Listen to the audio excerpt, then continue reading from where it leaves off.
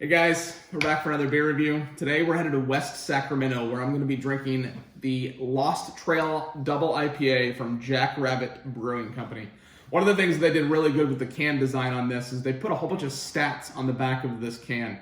They listed the hops that are being used, Summit and Mosaic and Chinook. They listed the final gravity, which is something that's more important to the brew master, not necessarily the beer drinker. And they listed the IBU. IBU stands for International Bittering Unit. The higher the IBU, the hoppier the beer. And this one comes in at 65, so I anticipate a very hoppy flavor profile in this one. Fun fact, the human palate cannot taste past 100 to 110 IBU. McKellar Brewing Company is a brewing company that released a beer a long time ago called 1000 IBU, where they actually got the rating to be 1000 on the IBU scale, but the human palate can't taste that, so it was more of a marketing play for them than anything. But this has been sitting on the table for a little bit. It's getting close to a perfect temperature, so let's open it up and see what it tastes like. I love that sound. We'll talk about cans in the next beer review because there's a big trend in craft beer with going away from bottles and more into cans, and I want to explain to you why you're seeing that and why a lot of local brewing companies are doing that as well. Using one of my favorite glasses too from Ballast Point, one of my favorite breweries in San Diego.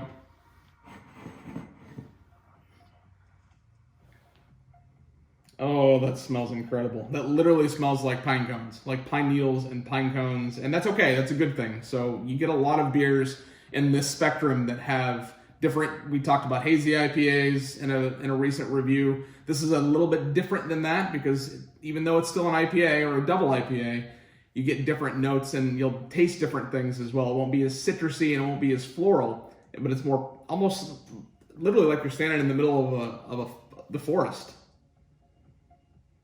Oh, that smell. I wish you could smell this.